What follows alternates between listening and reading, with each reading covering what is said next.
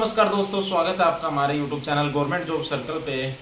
आशा करता हूं दोस्तों आप सब ठीक होंगे और अपनी तैयारी में कंटिन्यू लगे हुए होंगे। तो दोस्तों, जैसा कि मैंने पीछे एक वीडियो बनाया था कि आपका दिल्ली फायर सर्विस के अंदर 6600 पदों पर वैकेंसी आने वाली है या नहीं आने वाली है, तो मैंने आपको पूरा बता दिया था कि डिपार्टमेंट ने दिल्ली सरकार को हमारा 8 घंटे की जॉब प्रोफाइल के लिए रिकमेंडेशन भेजा था कि हमें 8 घंटे में कम से कम भी 6600 पद चाहिए, यानी कि 6600 फायर ऑपरेटर्स की ज़रूरत पड़ेगी, तभी हमारी 8 घंटे की शिफ्ट हो पाएगी। वरना तो अभी 24 घंटे की फ़िलहाल हमारी शिफ्ट चल ही रही है।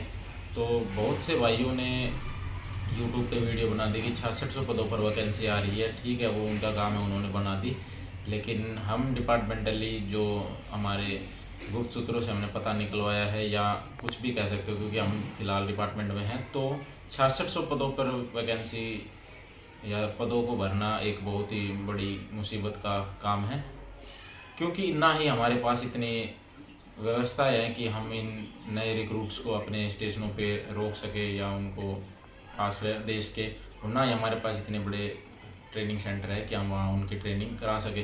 तो इसी के लेके मैं आपके लिए एक वीडियो लेकर आया हूँ कि जॉब प्रोफाइल के बारे में बताने वाला हूँ। और जो 6600 पदों के नोटिफिकेशन आने वाला था, तो वो आप भूल जाएं, क्योंकि इतने बड़े पदों पर आपकी वैकेंसी नहीं आने वाली है। आएगी तो आपकी कोई 200, 400, 500, हाँ वैकेंसी ज़रूर आएगी आपको। जैसे ही वैकेंसी का कुछ डिक्लेरेशन होता है डिपार्टमेंट की तरफ से, कुछ भी घोषित किया जाता है कि इतने पद आपके स्वीकृत किए जाते हैं, तो आपको तुरंत ही वीडियो के माध्यम से बता दिया जाएगा। अभी फ़िलहाल के लिए कोई भी पद स्वीकृत नहीं हुए हैं, टोटल पद।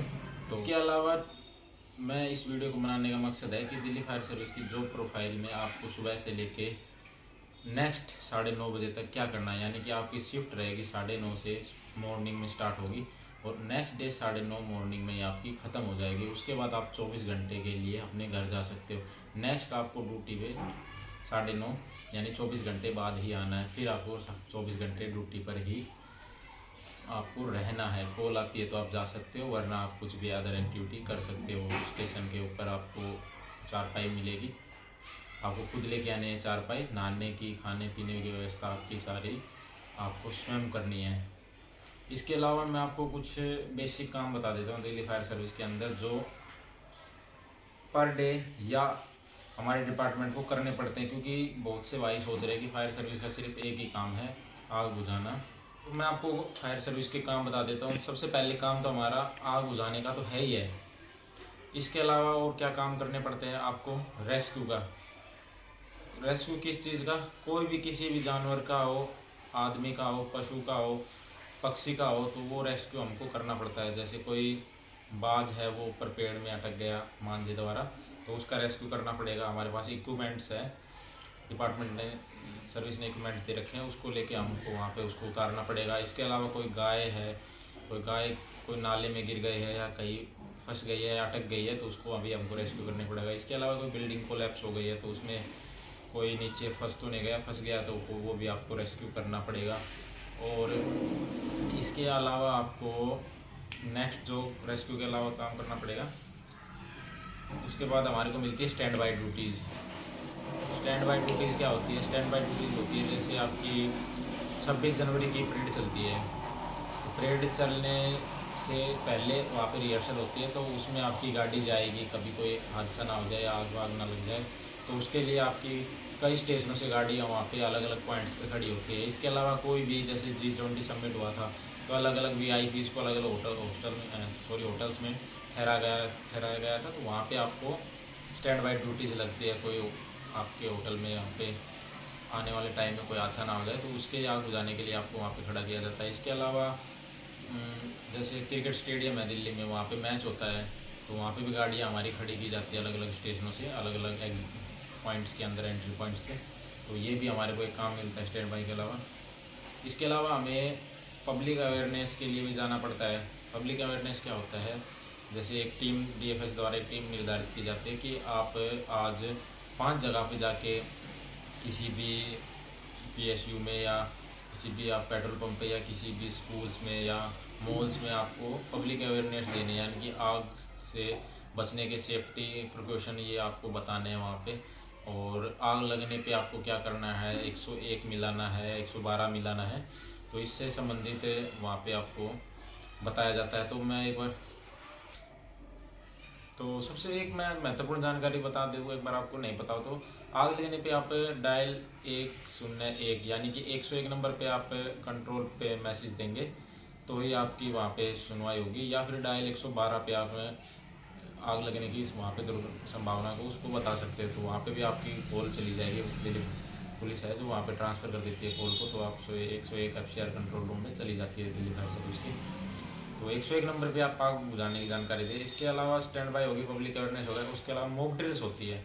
मॉक ड्रिल्स में क्या होता है कि आग लगने पर हम क्या करेंगे, कोई रेस्क्यू ऑपरेशन करना पड़ जाए या पब्लिक उसके अंदर पार्क में फंस जाए या किसी भी प्रकार की कोई अनहोनी से बचाने के लिए मॉक ड्रिल्स की जाती है। अभी जैसे भारत पाकिस्तान युद्ध के टाइम पे हो गया था कि मोदी ने डिक्लेयर कर दी कि मॉक ड्रिल्स की जाए, वहाँ पे पब्लिक को अस्पतालों में पहुँचाए, या कोई भी मिसाइल अटैक होता है तो उसमें हमको क्या करना है।